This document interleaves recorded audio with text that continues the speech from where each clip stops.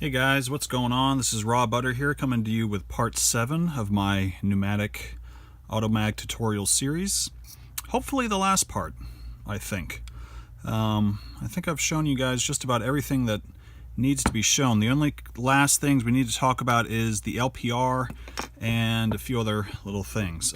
Since the last video, I've made a couple of changes. I did drill that sear release hole, and I can show you how this works now. If we take out the thumb screw, okay, and then take off the hose, forget which hose actually comes off, there we go. Alright, now like I said before, I can't actually get the valve off because the pin from the on-off assembly is being pushed down through the body. And usually I can just pull the trigger, but since I don't have air in there, the valve isn't going to pop off. So I can take an Allen key, and I'm going to put it up through the little hole that I drilled, push up the sear, and now I can get the valve off. Okay, I don't have to take apart the entire Automag to do that. If I need to do some field maintenance, it's really quick and simple. Okay, let me get the valve back on here real quick.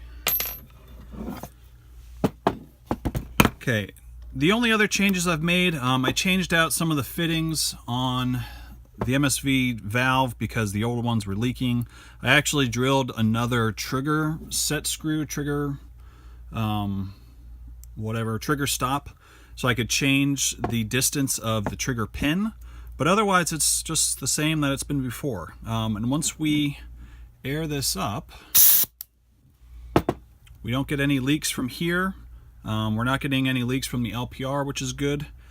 If you are getting leaks, usually if you just kind of wiggle one of the hoses, you can tell where the leak is coming from. You can wiggle this hose, then it's coming from that fitting. If you wiggle another hose and it changes the way the leak sounds, then it's coming from that fitting. If you wiggle the trigger, then maybe your trigger rod is set back too far and you're pushing the lever in too much. But once you got all the leaks figured out, you just need to set the LPR. And I'm going to take this out. You want to start with the LPR, far enough out that it's not going to actually fire. Okay, and then we're just going to gradually increase the LPR about a half turn or so. That's good. This is an RT on-off, and this tank is a little bit high pressure. It puts out about 900 psi instead of 850. So I can get a little bit of an RT effect if I set the LPR just at the right setting, which is cool, but I don't want that. I'm going to turn it up another half turn or so. Well, maybe another quarter turn. Okay, so that's good. So now, I still suck at walking. That will shoot. Oh, I'm getting low on air, that's why it's coughing. But that's good. Okay, I can still adjust my trigger. I might still adjust the trigger pins, the trigger set screws to figure that out. But, like I said, you just want to set this so that, it's just high enough to set the trigger, or to actually trip the sear. You don't want to put it up as high as it can possibly go. Usually these LPRs put out about 200 psi, and that will blow these hoses, or the fittings. You can cause some leaks, and it's really inefficient. A Pneumag is not an efficient gun to begin with, and you want to save as much air as you possibly can. So set the LPR as low as it will go, that it will shoot the way you want. Maybe go up another quarter turn or so, but that's about it. Okay. The last thing we need to talk about is where to put the LPR. Actually, no, let's back up. The second to last thing that we need to talk about is what kind of LPR you should get. And basically, just get whatever you want. I know when I first started, everyone was saying you got to get the best quality LPR, you got to get a Palmer's, you got to get a whatever. And so I did. My first Pneumag, let me show it to you here. This is the first Pneumag I ever built. Look at how pretty it is. Okay. What I did is I have a Logic UMF frame, and I'm not going to show you the internals because it looks just like everything else. And I got a Palmer's. This is a fatty stabilizer. Okay, you could use a regular Palmer's. I got a fatty because I like the way that it looked better. And the way it works is that Some of the air goes up here. I have this T-fitting so that some of the air just gets redirected into the palmers. It gets lowered to a lower PSI, and then it goes up into this little, you can't see it, but into this little hose, and then that hose gets redirected through the rail into the pneumatics, okay? And this works really well. If I turn on the gun here, it always shoots when I start. This has the same kind of thing where I can RT if I want to. If I turn off the safety, let's try that. So I can RT it if I have it set the right way, but I can just dial this back. If I dial it up just a little bit, then it's semi-automatic, and I can't get it to RT at that point. But if I turn it back down,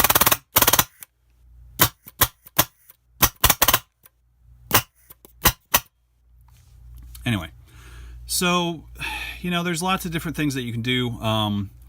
I do like that this has a gauge right here that I can see what my pressure is at. I know that right around 40 is the sweet spot for the RT, and if I go up to 60 or 80 psi, then it's going to be a single shot. Okay. Like I said, this is back when I first started building Pneumags, and I wanted to have the best possible LPR, so I got a Palmer's, LPR. But this guy. This is a stock War Games product. I think it's called an Outcast LPR. I got it off eBay used for about $18, and you guys just saw it shooting. You just saw it shooting RT, the kind of LPR that you get really doesn't make that much of a difference, I don't think. I've made Pneumags with a bunch of these. I've made them with LPRs or high pressure regulators that came off of ions. I've made them out of just about anything, and they all pretty much work the same. I find that the trigger placement and the trigger pins and the trigger sear return, I find all that stuff is much more important to shooting fast than the quality of the LPR. So just, get whatever LPR you want. Get whatever one you think looks good. Some are bigger than others. Some are smaller than others. Some are definitely cheaper than others. You can spend $80 on an LPR, or you can spend, $20. So just kind of go what you want. And remember that you can always change out the LPR later. If you find out, if you really think the LPR is giving you trouble, then, you can always just take this one off and swap it out with, a Palmer's Micro Rock or something like that. The last thing to talk about is where to put the LPR, and this is a tough thing to talk about because there are so many options, and each one has its advantages and disadvantages. So we'll start with the easiest one. The easiest thing to do is just attach it to your ASA like this, and then it's kind of down here. It's out of the way. Once you got your tank on and once you're holding on to everything, it's not going to bump your hand or anything like that.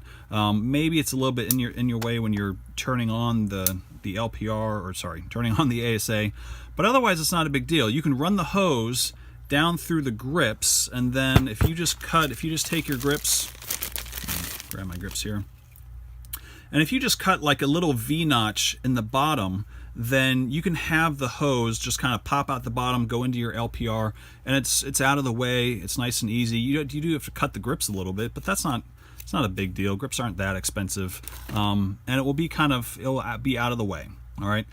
The nice thing about this is that it's very easy to adjust. If you ever have to make adjustments to the LPR, if you ever need to rebuild it, it's right here on the outside, and it's easy to do all of that. Okay. The downside is that, maybe it's kind of in your way a little bit. I don't know. Maybe you don't like the way that it looks there. But this is, like I said, this is the easiest thing to do, and I think it's a pretty good setup. The other thing that you can do, a lot of guys take an LPR and they mount it to the front, kind of like an autococker. If you take one of these vertical ASAs and then you attach you're going to have to drill an extra hole, and you're going to have to tap the hole for 1/8 NPT threads. You're probably going to need a drill press to do that so that you don't wander, but then you can attach an LPR there and then have it come out the front and then run the hose along the side of the gun, or you could even drill a hole into the rail and then have it go through the rail and then down into the pneumatics. The advantage of that, it's a little bit more out of the way. but it's still, I don't know, I still feel like it's kind of in the way. If you're like me and you like to hold your gun like this, and sometimes I have a finger over the top of my gun. I mean, I would like to hold it up really top of the foregrip, and so if I had an LPR sticking out there, that would affect where I can hold it. Okay. Also, when you have the LPR sticking out the front, it might get hit. And if you get a paintball right where the hose is, that's going to rip the hose off. I don't think you're going to damage the LPR, but it could rip off the hose and kind of take you out of game, and take you out for that day. So that's something to think about as well. Also, you're going to have to drill into your rail and then run the hose that way, and that can be a lot of work. And if you're not careful, you can kind of mess up your rail a little bit. But that's another option, is to have the LPR sticking off the front like this. Okay. A third option is to get this is a 1/8 NPT T-fitting, and you could have the LPR attached there, and then you could attach the LPR to the side of the valve this way, and then have a hose running down through here to your ASA, or you could have it going this way, same thing, and then just have the hose run up, cut the grips again, and have the hose going through the top. This is, I actually really like the way this looks, to have the LPR sticking off the side of your gun. I think it looks kind of beefy, kind of mean. I've had it where I have a quick steel hardline hose, stainless steel hose, coming up from the left side of the ASA, coming up here, and then having this, and then, you know, once it's right up next to the body, this just goes straight down into the grips, and it looks pretty cool. Again, it might get hit by a paintball if it's up here on the side of your gun. I don't think it's as likely than if it's in the front, but that's another option too. These fittings are about, I think they're about $10 on Amazon. Just search for a 1/8 NPT T and you could find that. So that's another option, is have it up there. And then the final option, of course, oh no, not the final option. There is this option, like I said before, having the LPR using a high pressure regulator like a Palmer stabilizer or any other high pressure regulator that comes off another gun. You can have it run up here, and then you're going to have to drill another hole and tap it for a 1032 so you can get a fitting in there, and then have the airline run up there. Again, advantages and disadvantages. The advantage of this is that I can have this gauge here, okay, but the disadvantage, this is a lot to hold on to. It's just enough that I can get my hand in there, and it's okay, and I've really gotten used to it. But you know, if you want a nicer foregrip, this is very busy. This is kind of awkward and weird and looks kind of ugly, but that's another option as well. The final option, of course, is to put the LPR inside of the grip frame. Okay. You can't do it with, well, it's going to be tough to do it inside of an IntelliFrame. We're going to try that later, and maybe I'll make a video about that. But with other frames, with like a die ultralight frame, it's pretty easy to get it in there. With most of the vertical frames, it's pretty easy to get an LPR inside. The only disadvantage of that, I mean, the advantage of that is that it's out of the way. It's totally hidden. Maybe someone won't realize that you have a really sweet Pneumag, and they'll underestimate you. That's going to last for a whole 5 seconds, and then everyone's going to know what you got until once you start shooting. So I don't know how much the sleeper effect is really worth all the hype. The biggest advantage, I think, of the sleeper is that it's out of the way. Okay, you kind of forget that it's there.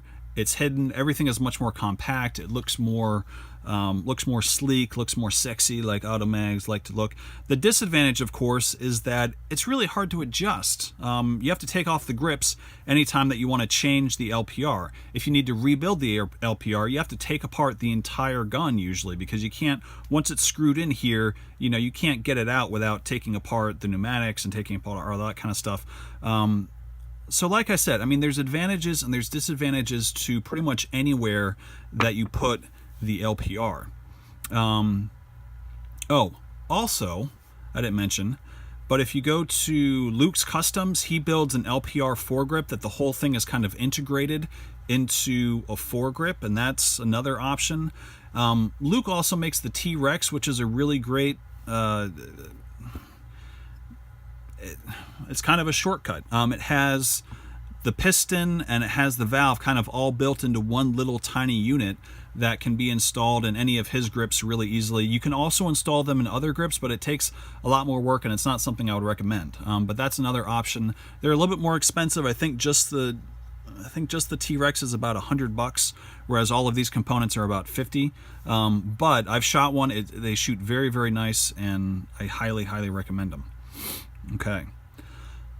I think I've talked your ear off for long enough. I think I've covered everything basic that I need to cover, and I hope that you guys learned a lot.